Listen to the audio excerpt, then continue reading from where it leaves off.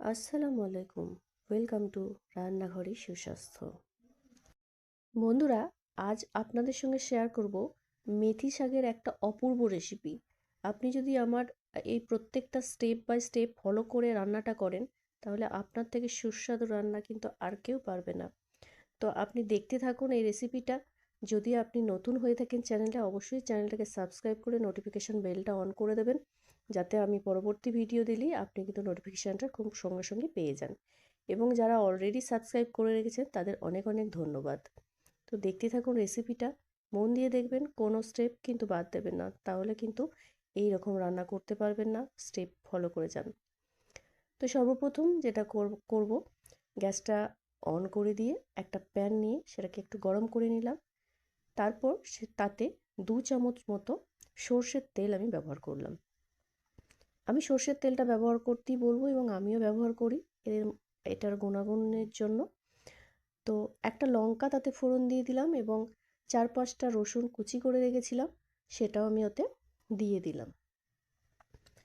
একবার নেড়ে নিয়ে একটু হালকা লাল হবে, তারপরে আমি যেটা করব সেটা আমি জিরের ফোড়ন দেব।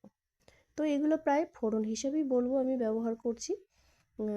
তো এটাকেও একটু নেড়ে চেড়ে নিয়ে তারপর যেটা করব, পেঁয়াজ আমি একটা কুচি করে রেখেছিলাম।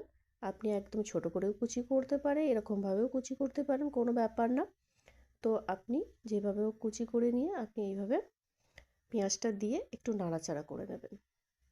গ্যাসের ফ্লেমটা মিডিয়ামে রাখবেন। খুব বেশি ভাজার দরকার নেই, বেশি লাল করে ভাজার দরকার নেই। মোটামুটি অর্ধেকটা যখন ভাজা হবে, দেখে নেবেন একটু, এই দেখুন হালকা ব্রাউন কালার হয়েছে, একটু একটু ধরছে ব্রাউন কালারটা, সেই পজিশনে আমি একটা ছোট বেগুন এইভাবে কুচি করে রেখেছিলাম। তো সেটাকে আমি এই তেলের মধ্যেই দিয়ে দিলাম। হালকা নুন দিয়ে দিলাম। নুন দেওয়ার পর মোটামুটি 1/2 চামচ মতো নুন দিয়েছি। নেওয়ার পরে এটাকে আমি এইভাবে তেলেতে পেঁয়াজের সঙ্গে কিন্তু হালকা হালকা করে ভেজে নিতে থাকবো। এই পর্যায়ে দেখুন একটু নাড়াচাড়া করে দেওয়ার পরে হালকা করে আমি হলুদ, মোটামুটি ওই 1/4 টিস্পুন স্পুন এইরকম একটা হলুদ আমি এর মধ্যে দিয়ে দিলাম। দিয়ে একটু নাড়াচাড়া করার পর দেখুন দুটো আমি মিডিয়াম সাইজের আলু নিয়েছি, এরকমভাবে কেটে নিয়েছি। কেটে নিয়ে এটাও ওর মধ্যে দিয়ে দিলাম। ওর মধ্যে দিয়ে এটাকে ভালো করে নাড়াচাড়া করে এর মধ্যে একই সঙ্গে আপনি কিন্তু একটু ভাজা ভাজা করে নেবেন। এটা আমি ঢাকনাটা দিয়ে দিলাম। ঢাকনাটা দিলে ভাজা আর সিদ্ধ দুটো একই সঙ্গে হবে।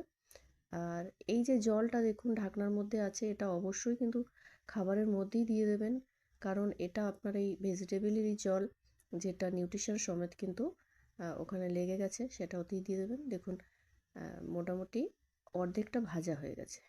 অর্ধেক ভাজা হয়ে যাবে সেই অবস্থাতে একটা মিডিয়াম সাইজের টমেটো কুচি এবং 4-5টা কাঁচা লঙ্কা কুচি আমি দিয়ে দিলাম।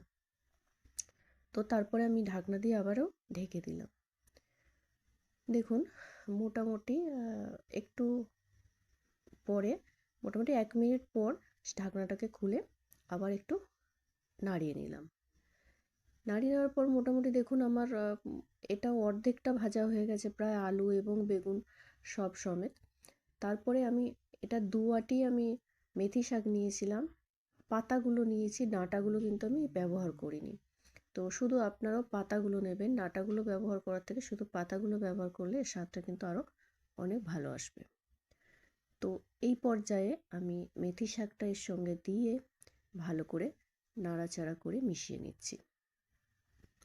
এখনও পর্যন্ত দেখুন আমি কোনো জল কিন্তু ব্যবহার করিনি, কারণ এটা আমি আলু আর বেগুন ভাজা হয়ে যাওয়ার পরে আমি একে একদম স্লো হিট করে দিয়েছি। যখন আপনি স্লো হিটে রান্না করবেন তখন কিন্তু এর জলটা বেশি বাষ্পীভূত হবে না, যার জন্য কিন্তু আপনার খাবারে জল কম লাগবে। কম লাগলে আলাদা করে যদি জল বেশি না দিতে হয় তাহলে কিন্তু খাবারের স্বাদটা খুব ভালো থাকে। দেখুন এই পর্যায়ে আমি এখানে দিয়ে দিচ্ছি 2 চামচ মতো আদা রসুনের পেস্ট দিয়ে ভালো করে নাড়াচাড়া করে নিলাম। তারপরে খুব অল্প দেখুন ওই 4 ভাগের 1 ভাগ লঙ্কা গুঁড়ো, হলুদ গুঁড়ো এবং ধনে এবং জিরে গুঁড়ো, প্রত্যেকটাই কিন্তু নেবেন মোটামুটি 1 চামচের অর্ধেকের থেকেও কম নিয়ে ভালো করে এভাবে নেড়ে চেড়ে মিশিয়ে নেবেন। মিশিয়ে নেওয়ার পরে তারপর আবার আপনি সেই ঢাকনা দিয়ে ঢেকে দিন।